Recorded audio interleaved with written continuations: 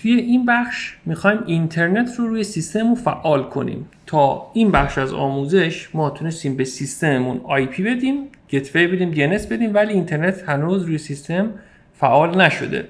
یه سری کارهایی رو باید روی روترمون انجام بدیم تا اینترنت به سیستممون وارد بشه یا دسترسی بدیم به سیستممون که بتونه به دنیای اینترنت وصل بشه. بریم روی وان نوت.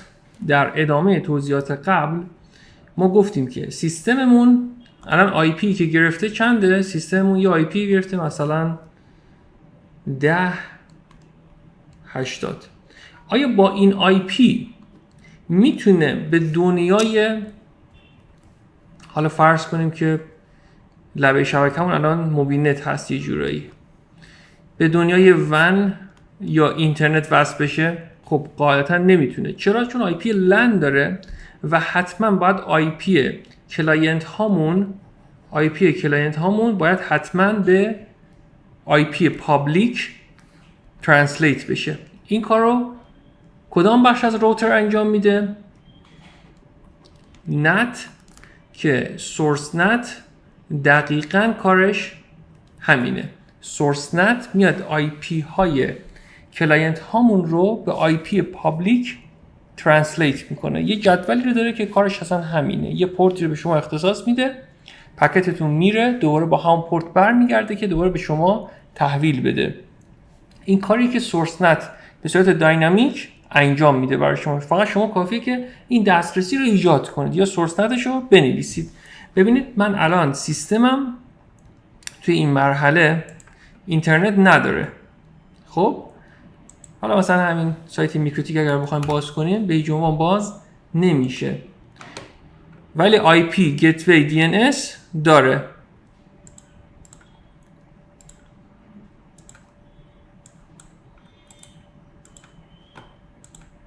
IP 1080 10.1 گتوی و DNS هم داره. پس ما باید یه سورس نت روی روترمون ایجاد کنیم تا بتونیم به کلاینت هامون دسترسی بدیم. ما کاری که روی روترمون کردیم تا این مرحله این بوده که DHCP سرور ران کردیم. حالا یه IP رو به عنوان گتوی کل شبکه‌مون در نظر گرفتیم، IP 10.1، و یه اینترنت هم از موبیلنت گرفتیم بهش وصل کردیم. کلاینت هامون دارن از این روتر دارن اینترنت میگیرن، یعنی قراره که اینترنت بگیرن، آی پی میگیرن، قراره که بهشون اینترنت بدیم. همه کارو کردیم، فقط سورس نت رو ننوشتیم.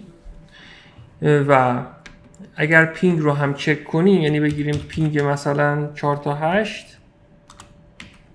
پینگی در کار نیست. اما روی روترمون ببینید، ما پینگ رو داریم. روتر خودش پینگ رو داره، روتر خودش پینگ اینترنت رو داره، DNS هم ست کرده. خب به تمام سایت ها، به تمام نیم ریزالو ها میتونه دسترسی داشته باشه، هیچ مشکلی نداره.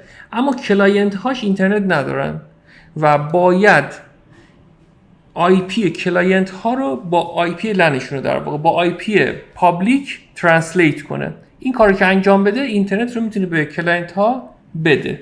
ما به این کار میگیم چی؟ سورس نت. این کاری هستش که روی فایروال میکروتیک ما باید انجام بدیم.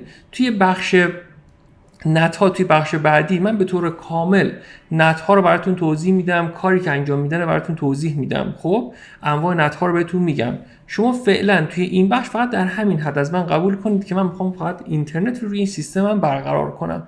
حالا نحوه نوشتنش دقیقاً به چه شکلی، چه پارامترایی داره، توی فصل بعد میخوام در موردش صحبت کنیم.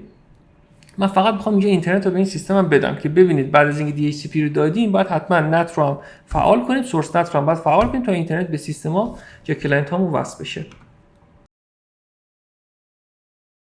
خب میریم در قسمت IP فایروال در سربرگ نت.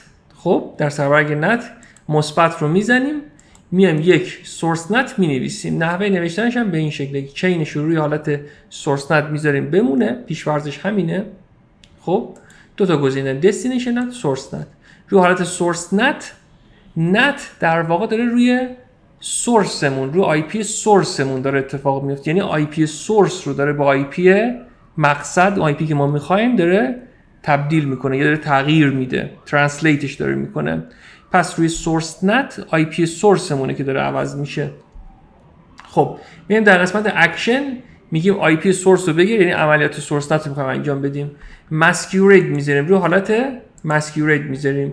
حالت ماسکیورید حالتی هستش که به صورت اتومات خود میکروتیک روتی رو که متناسب باشه با اون کاری که کلاینت میخواد انجام بده خودش انتخاب میکنه، بستگی داره به اون مقصدایی که داریم. اینجا ما یه روت بیشتر نداریم، کلا یه دیفالت روت داریم و قطعا از همون استفاده میکنه. اما اگر چند تا روت داشته باشید خودش میره روتی که در واقع با اون مقصد شما متناسب هست رو انتخاب میکنه. خب الان اینجا ما پینگ رو دوباره چک کنیم، پینگمون اومد، از اون روتینگی که نوشتیم داره استفاده میکنه. الان دیگه داره استفاده میکنه و آی پی رو داره ترنسلیت میکنه. حالا اگر بیایم روی اینترنت اینجا یه F5 بزنیم میبینیم که DNS مون هم داره کار میکنه. چرا؟ چون وصل شدیم به یک سایت و از آی پی استفاده نکردیم. اگه DNS نداشته باشیم چی میشه؟ فقط میتونیم به یک آدرس وصل بشیم، نمیتونیم به یک نیم یا به یک سایتی وصل بشیم. دقیقاً DNS سرور کارش همینه. حالا اگر با سوالی دارید میتونید توی دوره نتورک پلاس نگاه کنید که به طور کامل ما در مورد DNS سرور توضیح دادیم که کارش چیه. پس من الان سیستمم اینترنتش وصل شد و هیچ مشکلی از این بابت دیگه نداره با همین سورس نتی که نوشتیم. خب ما توی فصل بعد قراره که به صورت مفصل در رابطه با نت و انواع اون صحبت کنیم. به صورت کاملا کاربردی میخوام بهتون آموزش بدم که بهتر حالا بحث نت رو درک کنید. بریم سراغ فصل بعد آموزش.